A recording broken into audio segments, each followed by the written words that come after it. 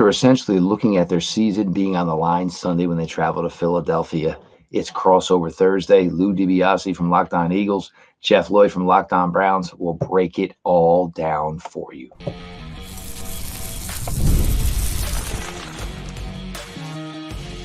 You are Locked On Browns, your daily Cleveland Browns podcast. Part of the Locked On Podcast Network, your team every day. Thanks so much for making Locked On Eagles and Locked On Browns your first listen each and every day. It's Crossover Thursday. I'm Louis DiBiasi of the Locked On Eagles podcast, joined by Jeff Lloyd of the Locked On Browns podcast, getting you ready for Eagles Browns. We're brought to you today by Prize Picks. Download the app and use the code LOCKEDONNFL in all lowercase to win $50 instantly when you play $5. Big game for both of these teams. Jeff, the Eagles at 2-2, coming off the bye week. This will be the first time they're under 500 in 2 years, with Nick Sirianni and Jalen Hurts running things if they lose this game. The Cleveland Browns, a playoff team last year, reeling right now at 1-4. And I think it's probably obvious for you what the biggest storyline is in Cleveland, but got to ask you anyway, the elephant in the room, what is the biggest story for the Browns right now? I got to admit, I'm a little dumbfounded right now because I think they're holding one, well, maybe not holding it up, but they're giving one position more of the benefit of the doubt than they would any of the other 21 starting spots. Mm-hmm. Look, if the play was this subpar from any of the other 21 starters on this team, I have a hard time believing that a change would not be made. Right. And I know it's difficult, everybody knows what's involved, obviously, the amount of financially, the compensation. But look, that's over. But we're talking about two Ivy League graduates in your general manager and your head coach. We are talking about a billionaire businessman. I just don't understand how all these people can look at this and say, we'll try them out again. Look, the last we saw of him in 2023 certainly, was the best of him, that Baltimore Ravens second half. That's fine. Yeah. But that's almost a calendar year ago now at this point. But you're also, you look at the other 52 guys, Myles Garrett is dinged up. Most likely he's going to look at postseason surgery on his feet, an issue he had as a child, out there giving you everything he can. I just don't know how you look at everybody else and say, we're going to do this. And then the other thing is you already punted a season once on Deshaun Watson. 2022, you knew there was going to be a heavy suspension. Then the suspension became even longer than it originally was supposed to be. So you punted 2022. 23, he played well. He was 5-1 as a starter. So, I still think the Browns probably would have went to the playoffs if Deshaun finished that season. Look, Joe, it was magical. It was fun. I still think the Browns would have achieved the same thing. But now, are you going to punt on another season on a guy that you're paying this amount of money to? How do you tell that to the other 52 guys in that locker room? How do you tell that to your city, your fan base? How do you tell it to the other everybody? It makes no sense. Yeah, because Jeff, you were a playoff team last year. There's so much talent on this roster. It's not like it's a young team that's rebuilding. You can justify being patient for multiple years. I mean, like you said, how do you tell Myles Garrett and Amari Cooper and even like the other veteran role players like a Rodney McLeod, who was a Philadelphia Eagles Super Bowl champion, and Jordan Hicks, that this is the route they're taking? Is it just stubbornness and going down with the ship, or do you think the brass truly still believe in Watson, that he can be the guy from early 2023? I just, coming from an Eagles perspective, where we've seen Carson Wentz, Jalen Hurts have these big years, and you hold on to that and hope eventually that comes back, and a long time passes, and a year in the NFL can be a lifetime. Like, why is it that they're not pulling the plug on this? Considering it's, like, this is the thing, Jeff, it hasn't just been like okay or not what they expected. Has he been the worst quarterback in football through the first month and a half? Sure. Yeah. Sure. And I even prefaced it the other day, and I said, you're telling me that any other quarterback on any roster in the NFL right now could not give you similar production? It's been 5 games. He hasn't thrown for 200 yards yet. I think part of it is maybe they are now looking in the rear view and saying, what did we change last year? Why did we go and basically shred our offensive staff? Mm-hmm. You want to know what? We got to the playoffs. We went 11-6 in the regular season, and we started 5 different quarterbacks. And we went and changed everything. So maybe some of it is their own, basically, guilt that maybe they made some changes that they shouldn't have made. But you cannot look at this right now. But the other thing is, what is a guy like Jameis Winston here for?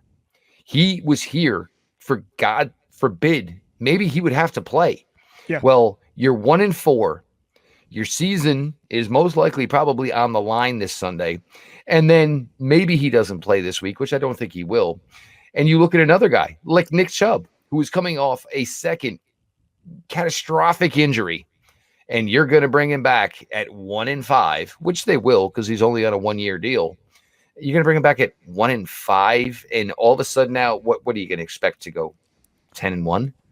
I mean, it's unrealistic because this was the part of the schedule where they were supposed to get fat. The big boys are coming, all the division games, the Chargers, the Chiefs, the Dolphins will be a different version of themselves when they see them later in the season. Just none of it makes any sense whatsoever, Lou. And, for a whole bunch of guys who are a heck of a lot smarter than me, I feel like the old, Denzel Washington in the movie Philadelphia explained this to me like I'm a 4-year-old.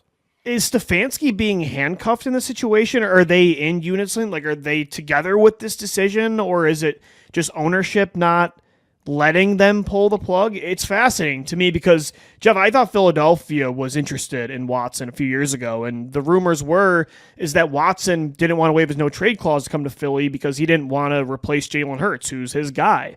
And so I look at your situation, and I don't envy you. I'm like, this would be a tough cover. Even if Watson was good, morally, that's something I was nervous about. But it's been so opposite. Like, it's not only just all the moral parts of this story, but he's just been so bad. It's a fascinating story to me because I thought I was going to have to cover it for a few years. The one thing, and this is something I had talked about well before he had actually taken a snap. Yeah. What happens when you were such an unliked person? Yeah. Like, how do you go through every aspect of your life? And then, look, I mean, you can be a guy who's just got an absolute black soul. And look, there's plenty of people in this world who live their lives like that. But when all these things are said about you every single day, and what certain people look, there's people who, I don't want this guy within 100 yards of my family. Right. This is the way people speak about this man.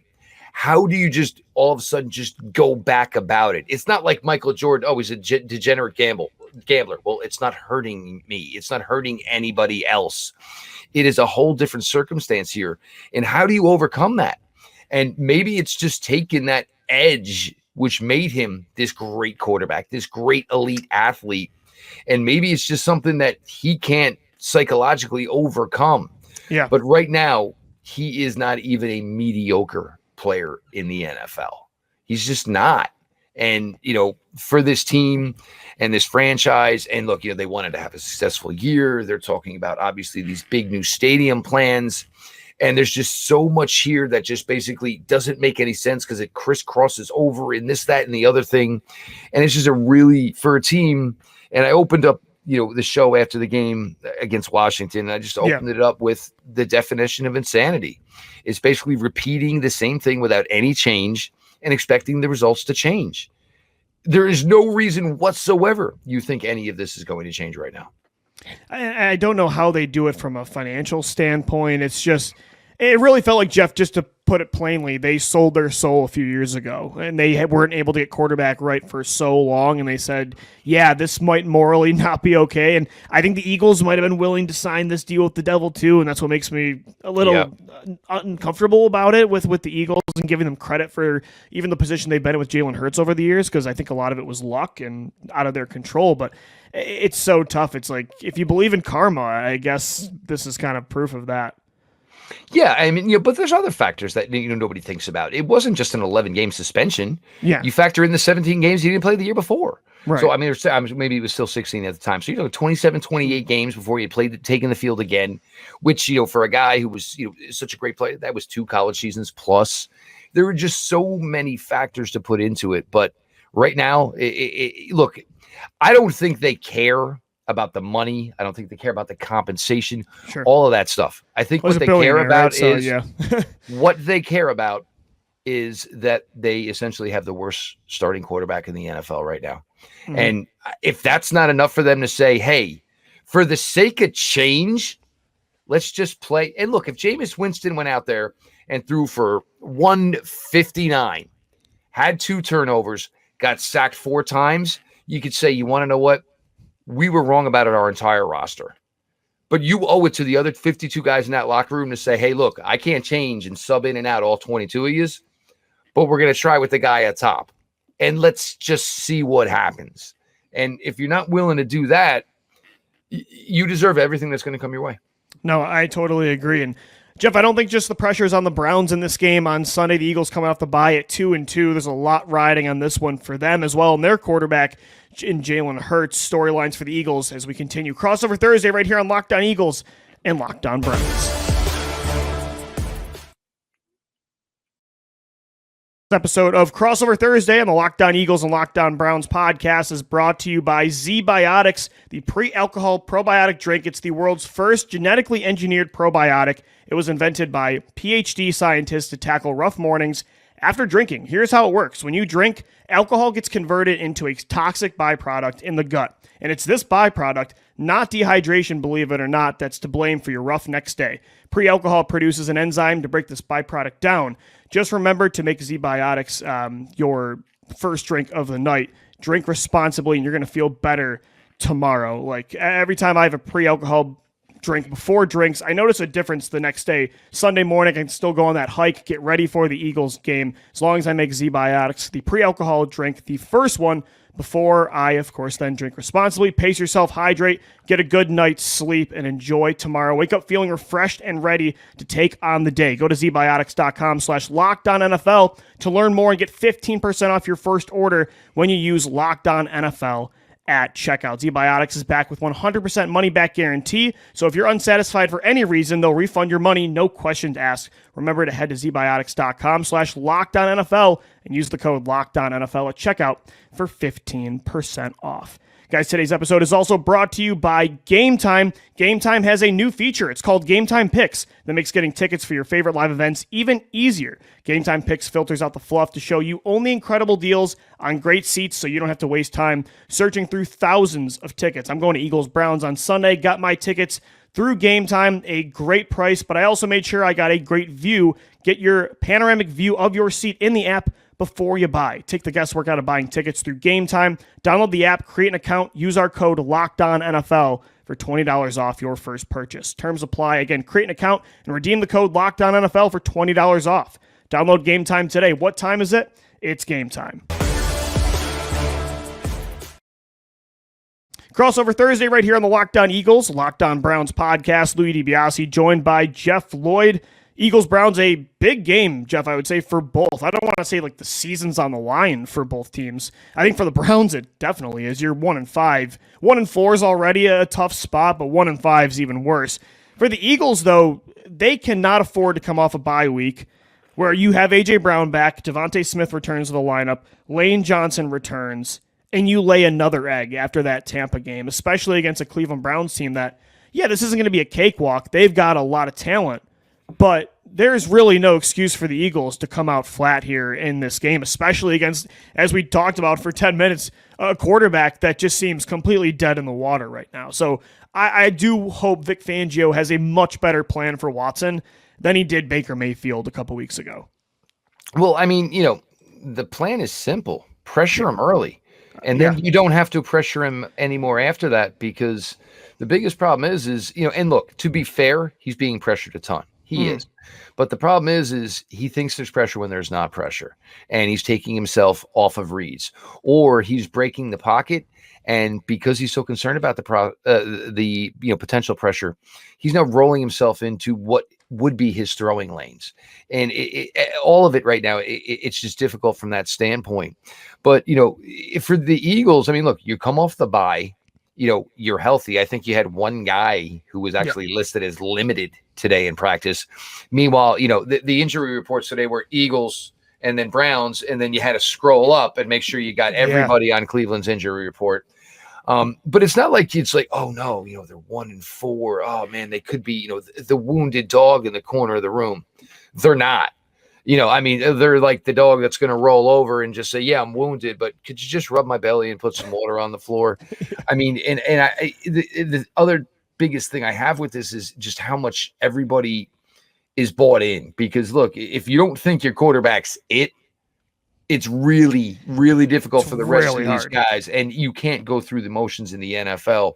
In Philly with a spark, And it's weird because I've, being where I am located, obviously I see every Philly game there is. Yeah. It was always such a, every series a different running back, or you changed it up every 2 or 3 plays. But they invested heavily. And look, this Saquon thing is going to work for them. You need, certainly Jalen to get back to where he was 2 years ago. Defense, you're still going through it, working in new pieces, this, that, and the other thing. I cannot believe Brandon Graham is about to play his 200th career game. It's unbelievable. That is an amazing number for anyone that plays in the trenches. Totally, just blows my mind. And then there's the problem that the Cleveland offensive line and the interior offensive line, they've struggled all year with good defensive tackle play. Well, guess what? Philly's got 2.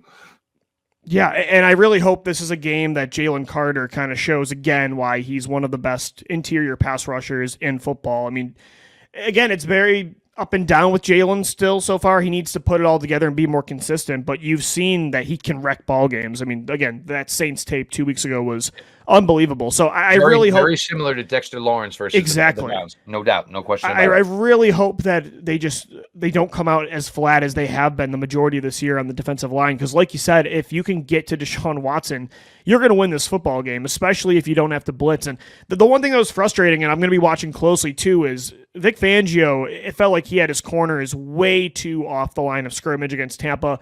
And Baker Mayfield's a good quarterback, but it felt like regardless of the situation, they were just giving him way too much respect. So like that's a key for me, Jeff, is like, do not respect Deshaun Watson in this game. Like I don't want to give him any free space. Don't give Amari Cooper, Jerry Jeudy, Elijah Moore 10 yards of cushion off the line of scrimmage. Make Deshaun Watson make tough throws. He has not been accurate this year, and don't let him have a clean pocket. I know that sounds obvious, but it's been something with Vic Fangio's defense this year that's been way too Jekyll and Hyde. And look, the Browns, the first drive of the game usually has some potential to it.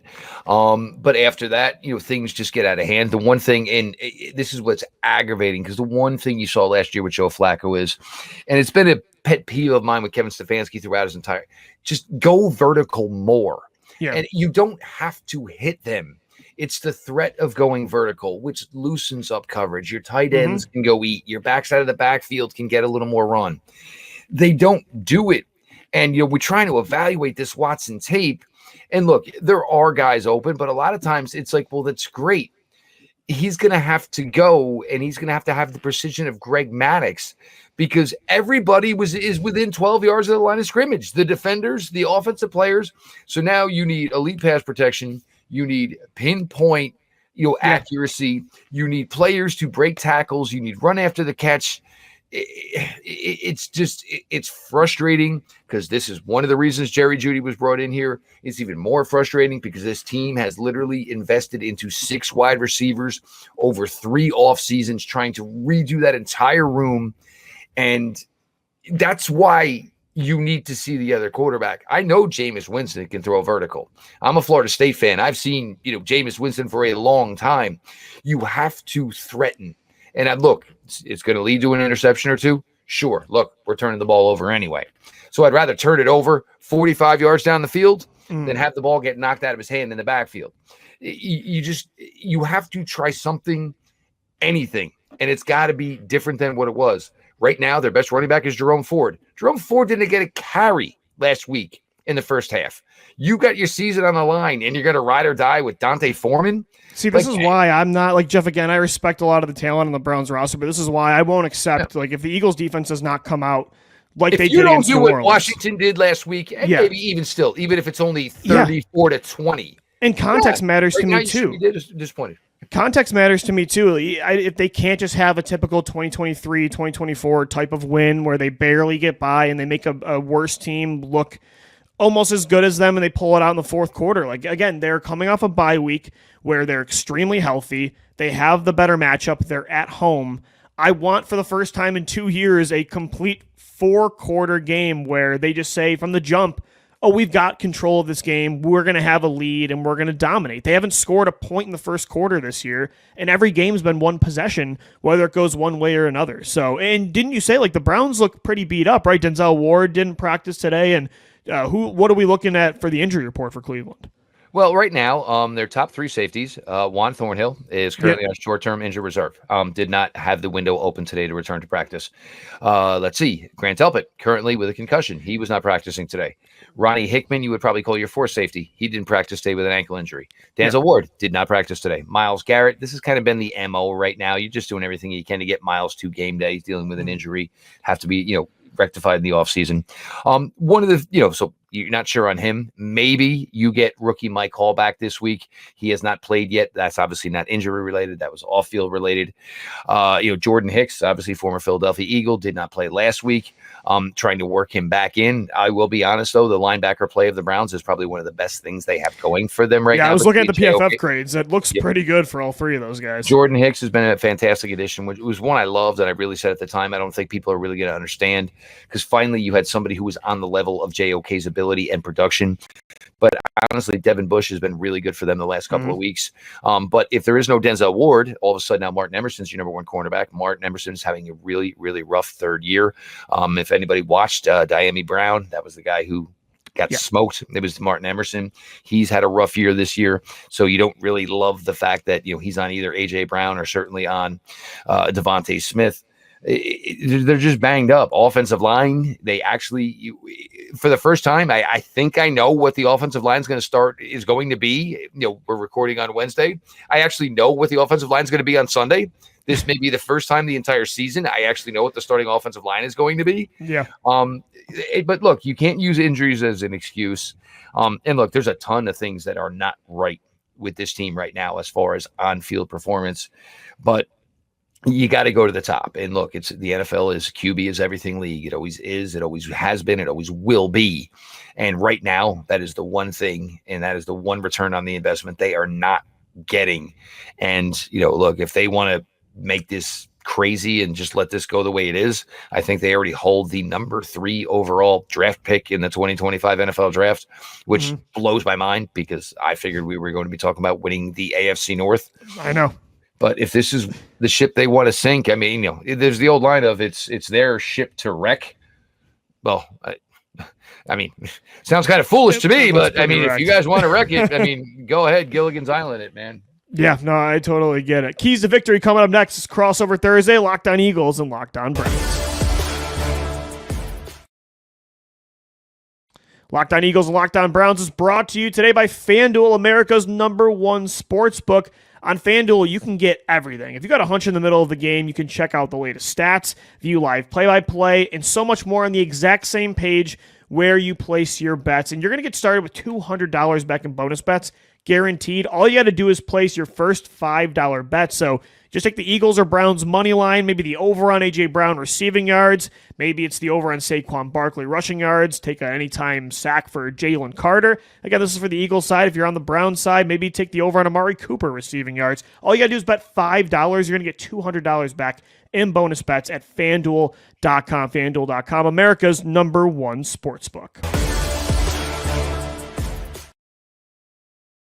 All right, Jeff, let's wrap up Crossover Thursday with some keys to victory. Eagles-Browns Sunday at 1 o'clock at Lincoln Financial Field. The Eagles trying to get to 3-2. The Browns trying to save their season here at 2-4 and just keep their playoff hopes alive and try to make life of this season for sure. And again, you mentioned they're pretty banged up right now. The quarterback is not good. Things are just not going well for the Browns. If they did pull off a victory on Sunday on the road against a 2-2 Eagles team that really needs this football game, how do they do it in your eyes? It's going to have to go back to, most of the way they won in 2023. It's going to have to be that their defense just went out and was outstanding. Their defensive line just destroyed. The thing with their defensive line last year is they were so great at obviously harassing the quarterback, but they blew up the running game. This team gang tackled last year. So guess what? When you had a missed tackle, it wasn't that big, because you want to know why? I may have missed you, but there was a dude right on my hip. He got you. But that is not. And a lot of it now, it's one guy in space, which scares the living daylights out of me, because they have not faced a guy with the athletic ability of Saquon Barkley to this point yet in any of the games they've played. So that is certainly a bigger headache, an exasperating headache that is already, basically expanding upon. That is something that has been an issue to this point. If you don't have Denzel Ward, Now Greg Newsome becomes a starter, and I don't have that issues with that. But, Greg Newsome, Martin Emerson, nothing but one-on-ones all day long with A.J. Brown and Devontae Smith. The mobility factor from Jalen Hurts, because obviously it looks like his legs are a lot healthier this year than they were last year. And there were times last year where I was screaming at the Eagles, like, what are you doing? He's banged up, and it's your first drive of the game, and it's 3rd and 8, and you're asking him to run the ball. But now he can run when he's choosing to, because he feels better. He's healthy enough to do it. This game just scares me. And the other thing is, it's their 3rd straight road game. Their first one, they played close with the Raiders. They got smoked last week by Washington. And now here's the 3rd one. And the problems and the issues just continue to exasperate and just get bigger and more as far as number-wise of issues. And now you have a team where Philly, and look, it's not always great to have that early bye week, but I think there's a good chance they wouldn't have had maybe Brown or Smith or either one or the other, or maybe I think they needed this one. Yeah. So they got that extra week early. Now your offense is going to go out there on full tilt talent-wise. I mean, it would take a miracle, but if it's going to happen, it will be because of the defense. Yeah, and I think it would also be because the Eagles just continue to shoot themselves in the foot, and that's what they've been doing all year, and that's why I think for the last 2 years they haven't been able to win a convincing football game where they win by multiple scores and they have the lead the entire time. I mean, they barely held a lead this year, Jeff, even at 2-2. So a lot of that's because they have the 2nd or 3rd worst turnover differential in football, and that has a lot to do with Jalen Hurts, and the turnovers are a lot worse than last year. He's turning over the ball in his own zone, in the red zone, just plays where you got to have it, and he's not taking advantage. So for the Eagles, just to make sure they win this football game, get out of your own way. Stop with the turnovers and start faster. Like, there's no excuse, again, coming out of a bye week that they shouldn't have a good first 15 plays where they can get a lead. They haven't scored a point in the first quarter this year, and that's just unacceptable for the talent they have. So I think the Eagles, again, the way to win this football game is just get out of your own way. And then on defense, again, don't show Deshaun Watson respect. I really it drives me nuts. It wasn't just Vic Fangio, but it was Sean Desai last year, and it was Jonathan Gannon. Even Jim Schwartz in the past at times just would get chewed up by inferior quarterbacks. And I just hope that, Watson has looked so bad this year. I really hope the Eagles don't continue to let these quarterbacks that look terrible against other defenses look like stars against them. So I'm not saying that's what I predict, that he's going to light up this defense, especially with Cooper DeJean starting in the slot now. I love that decision. But again, it's been hard to have a lot of faith in this defense after the first 4 games. There's no question about it. And, look, you need to get better. You need to improve as the year goes on. It looks like the Browns, they are getting less talented as the weeks go on. Philly, maybe it was a break at the right time. And, hey, that's always the type of thing. And, that would be the plan for Philly. It's going to be a tough one for the Browns. And, if it's not this week, it might not matter. Yeah, that's a great point. Eagles-Browns Sunday at 1 o'clock. 1-4 versus 2-2. Big game for both. Thanks so much for tuning into Crossover Thursday right here on the Locked On Eagles and the Locked On Browns podcast. For Jeff Lloyd, I'm Lou DiBiasi signing off. Enjoy the game, and we'll see you next time.